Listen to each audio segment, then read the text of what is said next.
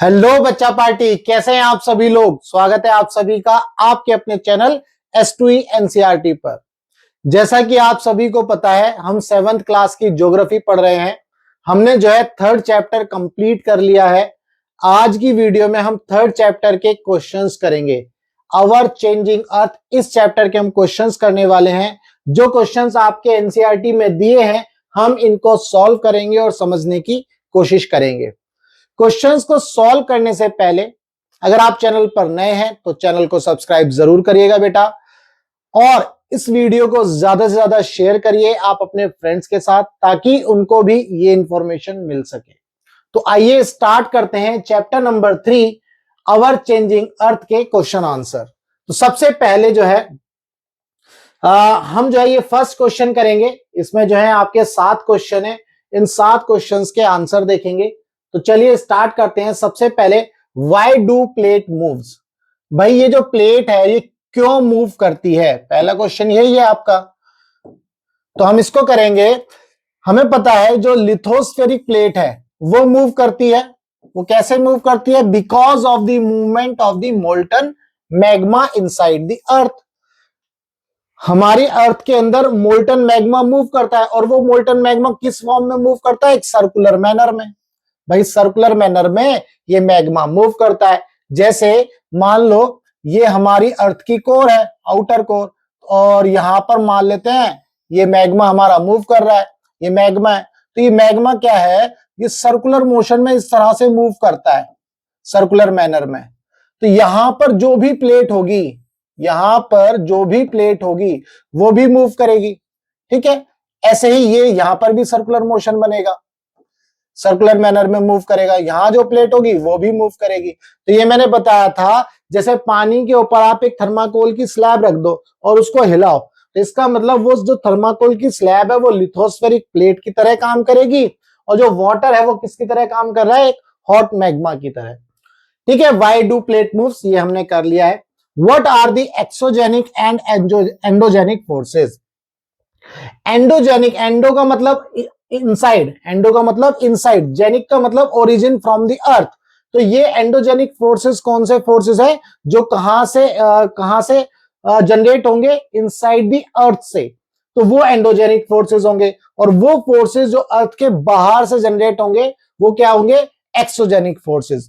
The force which acts inside the earth are called the endogenic forces. Inside और interior एक ही बात है। And the forces that works on the surface of the earth are called the exogenic forces. तो वो forces जो अर्थ के surface पर काम करेंगे, वहां अर्थ के सरफेस पर होंगे, वो क्या कहलाएंगे? Exogenic forces. क्लियर है? चलो, what is erosion? Erosion is the wearing away of the landscape by different agent like water, wind and ice. भाई मान लो आपकी कोई ये चट्टान है, ठीक है, और इसके ऊपर हवा आ रही है। हवा जो है डायरेक्ट इसको टकरा रही है। हवा जो है क्या करेगी? इसके जो मटेरियल है, ऊपर का मान लो मटेरियल है, उसको क्या करेगी? वियर आउट करेगी, निकाल देगी ऐसे। तो अगर कंटिन्यूअस हवा इसके ऊपर जाएगी तो उस मटेरियल को क्या कर देगी? निकाल देगी। आपने कहीं पर ऐसा देखा होगा अपने घरों में, मान लो आपकी किसी छत से पानी रेगुलर गिरता है जमीन पर, पानी रेगुलर गिरता है जमीन पर, तो क्या होता है? कुछ समय बाद इस जमीन में गड्ढा हो जाता है, कुछ समय बाद इस जमीन में गड्ढा हो जाता है यहां पर जहां पर पानी गिरता है। तो इसका मतलब ये हुआ उस वाटर ने क्या किया? वहां से कुछ मटेरियल को निकाल दिया। इसी को बोला गया इरोजन। और यहां पर वाटर किसकी तरह काम कर रहा है? एक एजेंट की तरह, इरोजनल एजेंट की तरह काम कर रहा है। क्लियर है? चलो, इसके बाद आगे fourth, how are flood plains formed. भाई आपको पता है फ्लड कैसे आता है? नदी के अंदर जब पानी की क्वांटिटी बढ़ जाती है, यानी कि नदी के अंदर ओवरफ्लो बढ़ जाता है, तो पानी जो है आसपास के क्षेत्र में जो है फैल जाता है। जैसे मान लो ये नदी है आपकी और इसके अंदर वाटर आ रहा है। अब वाटर इसके अंदर भर गया तो पानी इधर उधर इधर जाएगा, तो आसपास के एरिया में फ्लड आ जाएगा।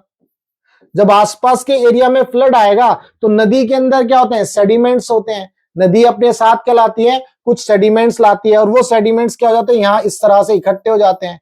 ये सेडिमेंट्स क्या होते हैं? इकट्ठे हो जाते हैं, और सेडिमेंट्स इकट्ठे हो जाते हैं यहाँ पर। और कुछ सेडिमेंट्स क्या होते हैं? अर्थ रिवर के बैंक पर ही इकट्ठे होते हैं, रिवर के बैंक पर ही इकट्ठे होते हैं, यहां पर इकट्ठे हो जाएंगे। और ये कुछ हाइट पर होते हैं ऐसे, मतलब अगर आप ऐसे देखो ये रिवर है तो रिवर के बैंक पर इस तरह की कुछ हाइट बना करके इकट्ठे हो जाएंगे और यहां पर प्लेन बन जाएगा, तो ये क्या होता है, फ्लड प्लेन। तो इसी तरह से जो है फ्लड प्लेन फॉर्म होते हैं। तो यहां पर पढ़ लेते हैं इसको।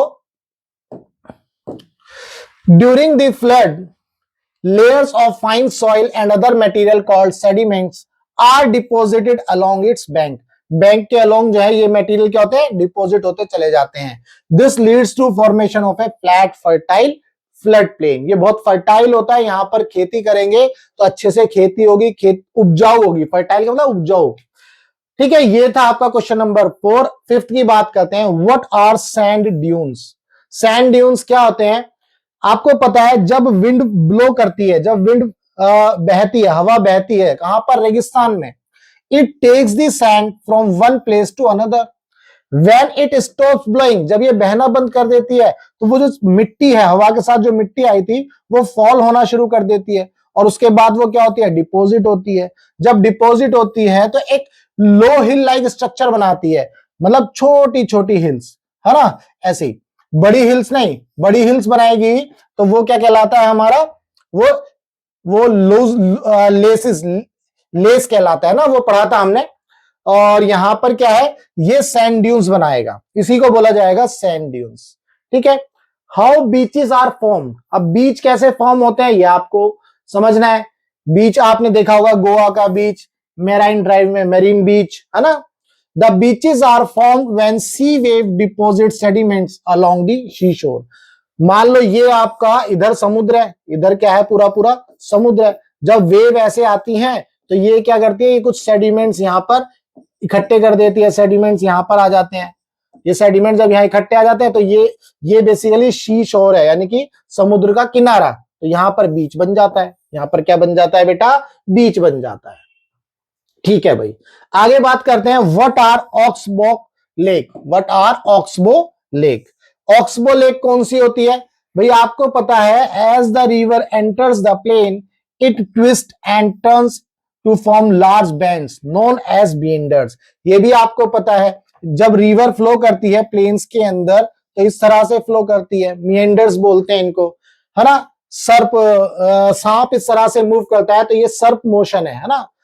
ठीक है, तो due to continuous erosion and deposition the ends of the meander loop comes closer. क्या होगा, मान लो ये वाला एक लूप बना, ये जैसे ये लूप बना है तो ये मियंडर हो गया, ये एंड है इसके। ठीक है, ऐसे ही इसके लिए ये एंड है, इसके लिए ये एंड है। तो क्या होता है, ये जो मियंडर्स के जो लूप है, इरोजन और डिपोजिशन की वजह से ये क्या होता है, क्लोज आने शुरू होते हैं। देखो ऐसे इस तरह से बन जाएगा ये, तो ये क्लोज आ गया, है ना। ये वाला लूप, ये दोनों लूप जो है क्लोज आ गए, ये मैंने यहां पर दिखाए हैं। ठीक, ये जब क्लोज आ गए तो ये आपस में मिल गए। अब जो रिवर है वो डायरेक्टली कैसे फ्लो करेगी, वो डायरेक्टली ऐसे फ्लो करना शुरू कर देगी ये। तो ये वाला जो लूप बना, ये जो मियंडर का लूप बना, ये कट हो जाएगा, ये अलग हो जाएगा और ये किसकी फॉर्म ले लेगा, एक लेक की फॉर्म ले लेगा। इसी को बोला जाएगा ऑक्सबो लेक। आगे बढ़ते हैं, in due course of time the meander loop cuts of from the river and form A cut off lake which is called oxbow lake. यही मैंने आपको बताया है। तो ये था क्वेश्चन नंबर 7। तो बच्चा पार्टी, क्वेश्चन नंबर 1 के जो 7 क्वेश्चंस थे, कुछ 7 पार्ट थे, इनके आंसर्स हमने समझ लिए और आपको इनको लर्न करना है, इनको याद करना है। आपको पेपर में इसी तरह से लिखना है।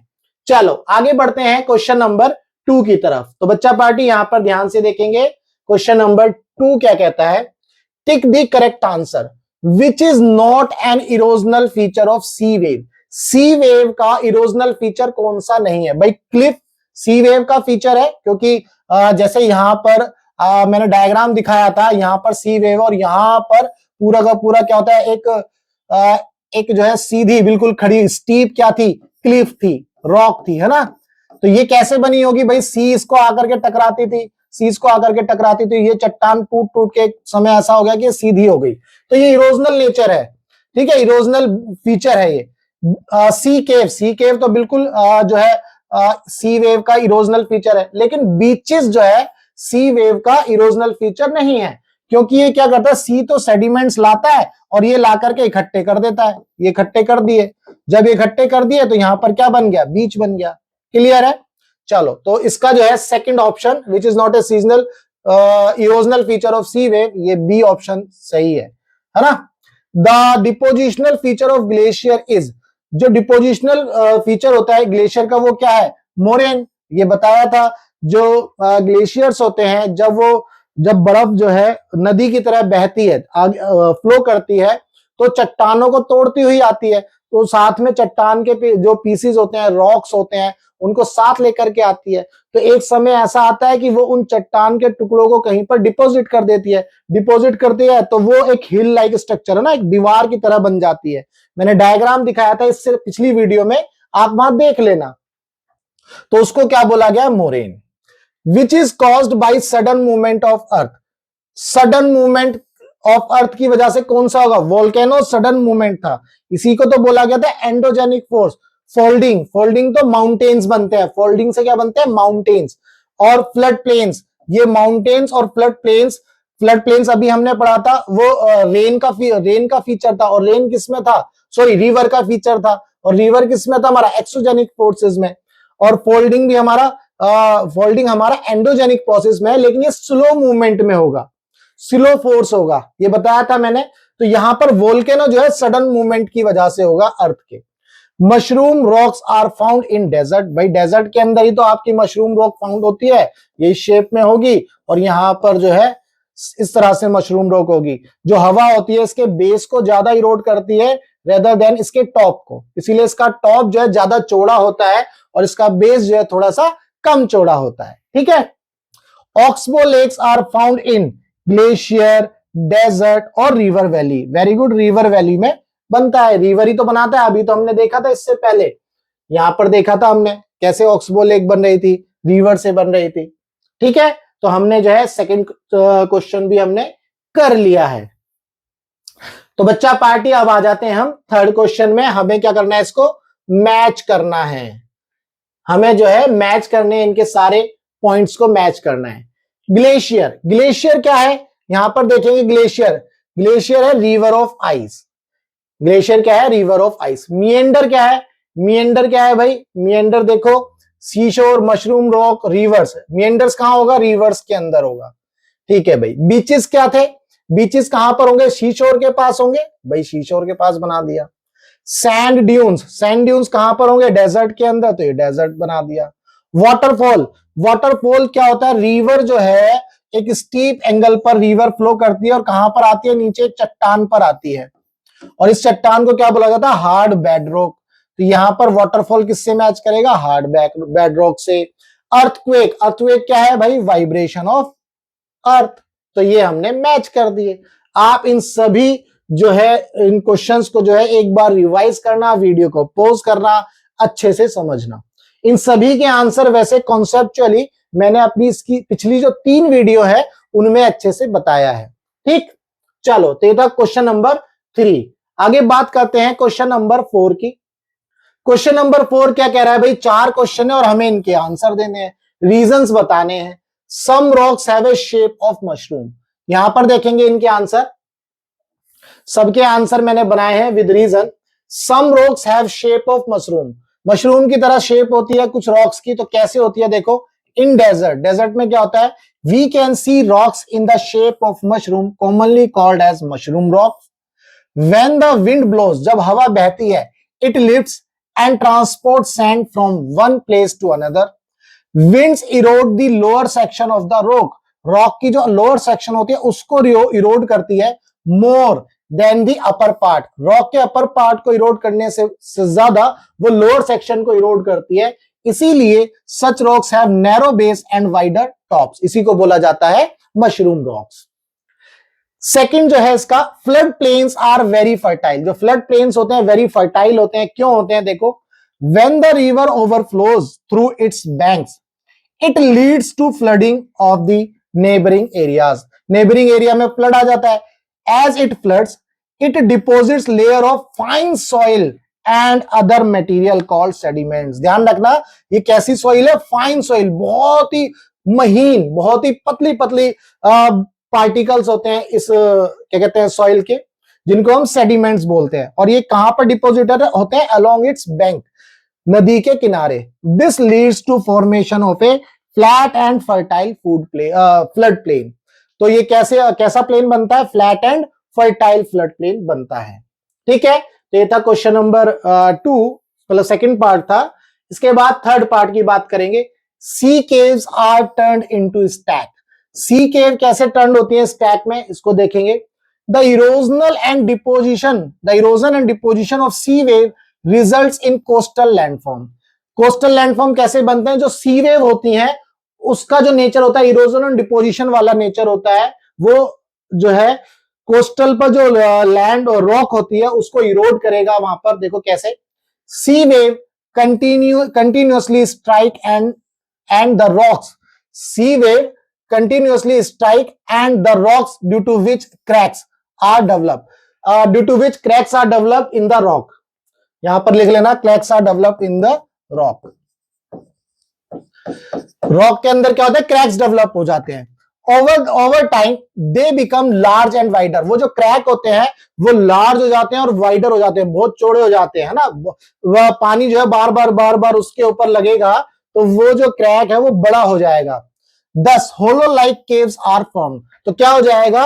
मान लो ये आपका रॉक है तो यहां पर होलो बन जाएगा, पानी यहां से अंदर की तरफ चला जाएगा आराम से। तो hollow like caves are form on the rock. They are called the sea caves. इनको क्या बोला जाएगा? सी केव।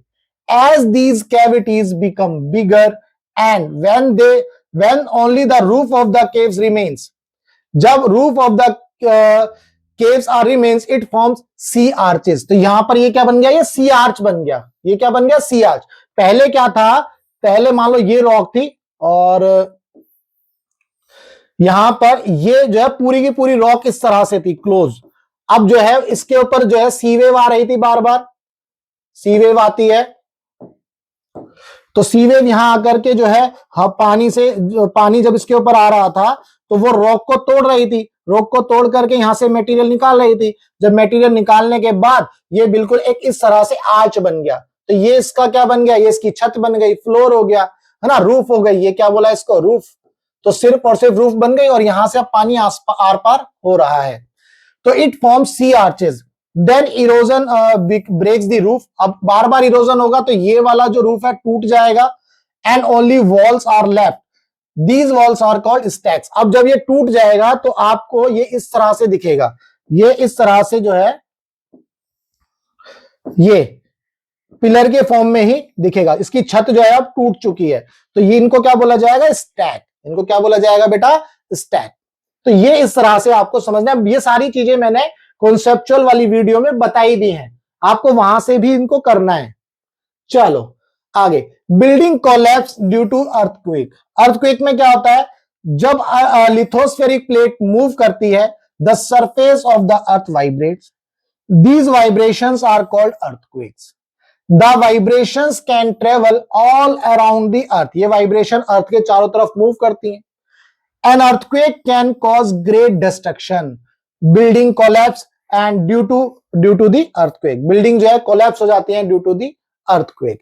अर्थक्वेक में बेसिकली क्या होता है? जब लिथोस्फेरिक प्लेट जो है शेक करती है तो उस जो लिथोस्फेरिक प्लेट जब शेक करेगी तो इसके ऊपर जो भी बिल्डिंग्स होगी वो भी शेक करेंगी। और वो शेक करने की वजह से अगर ये शेक ज्यादा होता है, और इसको कैसे मेजर करते हैं हम? रिक्टर स्केल से। अगर इसका मैग्नीट्यूड मान लो 7 हो गया तो 7 हो गया तो वो बिल्डिंग क्या हो जाएगी? कोलैप्स कर जाएगी। तो यहां पर अर्थक्वेक की वजह से बिल्डिंग इस तरह से कोलैप्स करती है। ठीक है, तो बच्चा पार्टी ये थे 4 क्वेश्चन जो हमने चैप्टर नंबर 3 अवर चेंजिंग अर्थ के किए हैं। तो उम्मीद करता हूं आपको इन सभी क्वेश्चंस के आंसर अच्छे से क्लियर हो गए होंगे। अगर नहीं क्लियर हुए तो इस वीडियो को पॉज करके बार बार देखना, इनके सभी के आंसर लिखे हैं, आप नोट डाउन जरूर करना अपनी कॉपी में। चलो अब हम नेक्स्ट क्लास में मिलेंगे, नेक्स्ट वीडियो में हम नेक्स्ट चैप्टर स्टार्ट करेंगे, एटमॉस्फेयर। तो उम्मीद करता हूं आपको ये वाली वीडियो अच्छी लगी, आपको इनके आंसर्स अच्छे लगे, कॉन्सेप्ट समझ में आए। अगर कॉन्सेप्ट समझ में आए तो बच्चा पार्टी वीडियो को लाइक करना और ज्यादा से ज्यादा शेयर करना अपने फ्रेंड्स के साथ। मिलेंगे हम अपनी नेक्स्ट वीडियो में, तब तक के लिए good bye, tata, take care.